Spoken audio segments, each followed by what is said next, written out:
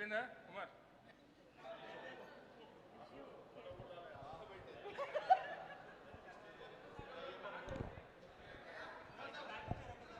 Hello, అందరికీ నా హృదయపూర్వకమైన నమస్కారాలు.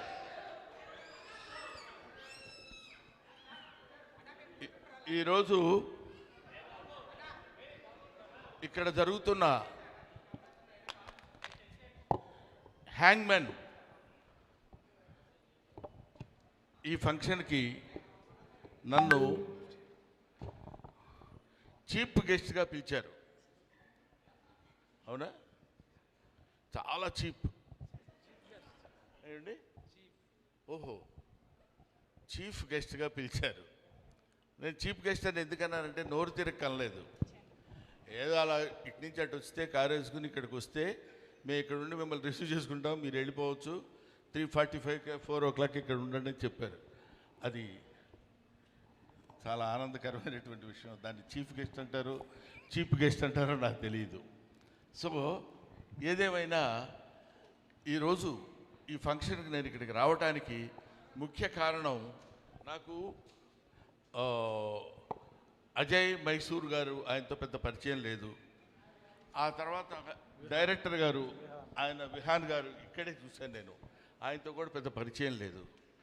కానీ ఈ టీం కూడా సిన్సియర్గా చెప్పాలంటే నాకు వాళ్ళు పరిచయం లేదనుకంటే వాళ్ళకి నేను పరిచయం లేదు. ఎందుకంటున్నానంటే ఆ మాట, వీళ్ళందరూ ఎవరూ తెలియకపోయినా ఈ ఫంక్షన్లో నేను మాట్లాడటానికి ఎందుకు వచ్చానంటే, the title of the film hangmen. Hangmen అంటే ఏంటి, ఆడ మానసిక స్థితి ఎలా ఉంటుంది, అతను ఎలాంటి పరిస్థితుల్లో తన జీవనాన్ని గడుపుతాడు అనేది ఒక్కసారి మనం ఆలోచిస్తే, మనం అనేక రకాలైనటువంటి జీవనోపాధితో బతికేటువంటి వాళ్ళని చాలామందిని మనం చూస్తూనే ఉంటాం మన లైఫ్లో. మన 24 క్రాఫ్ట్స్ ఉన్నాయి మన ఫిలిం ఇండస్ట్రీ వరకే. అలాంటిది అనేక రకాలైనటువంటి జీవనోపాధి కలిపేటువంటి వాళ్ళది వేరు. ఒక దాన్ని ఇబ్బందికరమైన ఉద్యోగం అనాలా, ఆనందకరమైన ఉద్యోగం అనాలా, అది మామూలు ఉద్యోగమే అనాలా, ఏమనాలో తెలియదు. కానీ అతని ఉద్యోగం ఏంటంటే ఒక మనిషిని ఉరి తీసే మనిషి యొక్క భావోద్వేగాలు ఎలా ఉంటాయి, వాడి జీవన విధానం ఎలా ఉంటుంది, ఎలా గడుపుతాడు అతను. పొద్దున్న లేస్తే మామూలుగా ఏదో బ్యాంక్కి వెళ్ళి సంతకం చేసి అక్కడ బిల్స్ తీసుకొని మనీ ట్రాన్సాక్షన్ చేసే ఉద్యోగం ఎలాగో, పొద్దున వెళ్ళిపోయి అక్కడ ఒక గొయ్యి తీసి లేకపోతే ఏదో ఒక కావాల్సిన ఉరికంబాన్ని ఎక్కించి ఇతను చచ్చిపోయిన తర్వాత చచ్చిపోయాడని చెప్పేసి సంతకం చేసి వెళ్ళిపోయేటువంటి ఒక కామన్ మ్యాన్ లాగా అతను పడేటువంటి మానసిక వ్యధ ఎలా ఉంటుంది అనేది మిస్టర్ విహాన్. ఇతను అసలు ఈ సినిమా, నేను కూడా చాలా సినిమాల్లో యాక్ట్ చేశాను. ఈ సినిమా ఈ స్టోరీతో తీయాలి అనేటువంటి ఇట్లాంటి చాలా జరుగుతుంటాయి, కంగారు పడద్దు. నేను ఇందాక లక్కీగా అటువంటిది ఆ థాట్తో ఈ సినిమా చెయ్యాలి అనేటువంటి ఆలోచన రావడం, డెఫినెట్గా నేను ఇతన్ని కంగ్రాచులేట్ చేస్తున్నాను. ఎవరు ఆ టైప్ ఆఫ్ థింకింగ్ నాకు తెలిసి చాలామంది ఇబ్బంది పడ్డారు. అలాంటి క్యారెక్టర్స్ ఊరికి అట్లా మధ్యలో ఒక సీన్ 2 సీన్లో వచ్చేసి వెళ్ళిపోయింది. కానీ హ్యాంగ్మెన్ బేస్డ్గా తీసినటువంటి సినిమా. తర్వాత ఈ సినిమా ఇండస్ట్రీలో ఏంటంటే కొంతమందికి బాగా కలిసి వస్తుంది సినిమా అంటేనే అది కలిసి రావటమే సినిమా. కుదరాలి అంటాం చూడండి, వాడికి బాగా కుదిరేసిందిరా అంటాం. అలా సినిమా అంటే అలా కలిసి రావాలి. నాకు తెలిసి బ్రహ్మాజీ ఒక మంచి విషయం ఉన్నటువంటి నటుడు. ఇందాక అమ్మాయి చెప్పినట్టు హీజ్ ఏ హీరో ఫ్రెండ్గా చేయగలడు, కమెడియన్గా చేయగలడు, విలన్గా చేయగలడు, విలన్ అసిస్టెంట్గా చేయగలడు, హీరోగా చేయగలడు. ఏ క్యారెక్టర్ ఇచ్చినా సరే చేసి పడ్డించగలిగినటువంటి అద్భుతమైన సత్తా ఉన్న వ్యక్తి బ్రహ్మాజీ. అటువంటి బ్రహ్మాజీకి సరైనటువంటి ఫుడ్ పడలేదే ఇంతవరకు అని ఆలోచించే వాళ్ళల్లో అతని మిత్రుడుగా నేను ఒకడిని.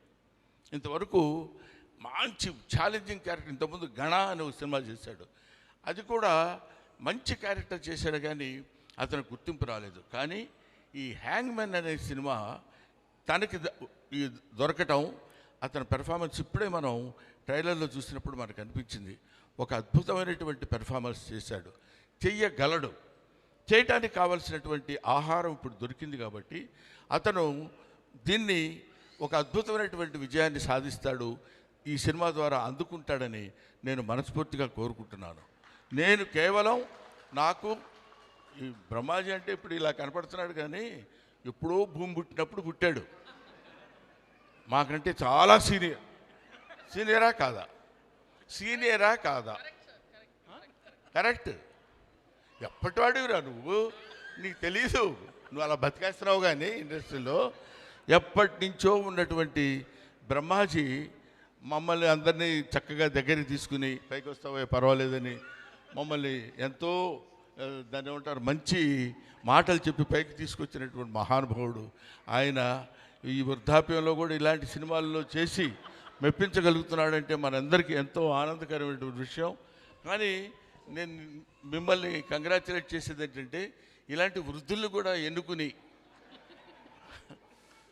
నవ్వెందుకు వస్తుంది సార్ వృద్ధులు అంటే, కాదా, అంతటా చక్కగా అలాంటి వాళ్ళని ఎన్నుకుని మీరు ఈ క్యారెక్టర్ ఇవ్వడానికి మిమ్మల్ని కంగ్రాచులేట్ చేస్తున్నాను. తర్వాత ఈ సినిమాలో యాక్ట్ చేశాడు ఇతని కొడుకుగా ఎవరు, Sunny is very good actor. నాకు చూస్తుంటేనే కొన్ని షార్ట్స్ మొన్న వచ్చినప్పుడు చూపించారు నాకు. వీళ్ళందరూ దే ఆర్ ఆల్ ది, అందుకనే నేను ఇంతకుముందు ఎప్పుడైనా ఎక్కడికైనా వెళ్ళినప్పుడు చెప్తాను, ఇలాంటి వాళ్ళని చూసి మొహం వీళ్ళు ఏం చేస్తారులే, ఈ జబర్దస్త్లో ఎవరో కమెడియన్స్ ఉన్నారు, వాళ్ళ మొహం వాళ్ళకేం తెలుసు, ఏదో పిచ్చి కామెడీలు చేస్తారు, అట్లా ఎవరిని గురించి ఏమీ అనుకోవడానికి వీల్లేదు. You can criticise an old man because you know what he is. Don't criticize an young man because you don't know what he will be. ఆ తర్వాత ఏమవుతాడో, ఎంత గొప్పవాడు అవుతాడో ఎలాగో తెలియదు. కాబట్టి అటువంటి ఒక అద్భుతమైనటువంటి క్యారెక్టర్స్ని ఎన్నుకుని ఎలా చేయించుంటాడు. సినిమా అంతా నేను చూడలేదు, సినిమాలో కొంత పార్ట్ మాత్రం చూశాను.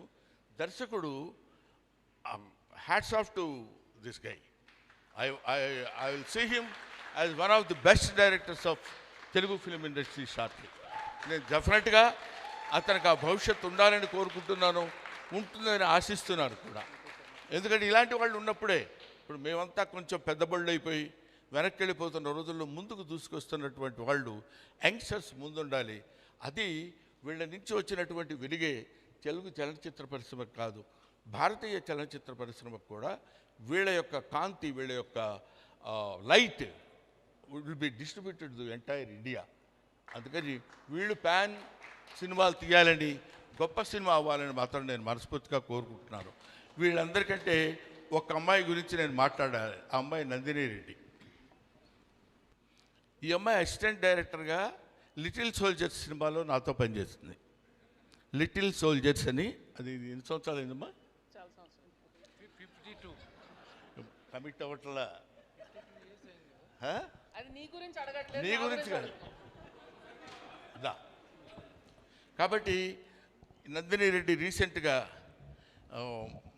మా ఇంటి బంగారం, అదే ఇప్పుడు మన ఆంధ్రదేశంలోనే బంగారం ఏర్పడిందని మనకు తెలుస్తున్నారు కదా, రాయలసీమలో బంగారం వచ్చిందని. అలాగే మన ఇంటి బంగారం నందిని రెడ్డి కూడా చీఫ్ గెస్ట్గా ఇవాళ ఇక్కడికి వచ్చి, ఇది ముక్త నాకు చాలా నచ్చింది, చాలా ఆనందంగా ఉంది. I wish all the best. Hero come కాదా, హీరోకి తక్కువగా ఏం లేవు, నువ్వు హీరోని డామినేట్ చేయాలని వచ్చావు వాళ్ళు, నాకు తెలుసు, అర్థమైంది. So I wish all the best my dear Vihaan. Thank you అమ్మా, థ్యాంక్ యూ. నేను మళ్ళీ ఇక్కడ కనబడితే మీకు బాగుండదు. సార్ విత్ యువర్ పర్మిషన్, మీ పక్కన రియల్ హ్యాంగ్ మ్యాన్ ఉన్నారు, కానీ ఇక్కడే రియల్ హ్యాంగ్ మ్యాన్ కూడా రావడం జరిగింది. వారిని Pawan ji please welcome on to the stage.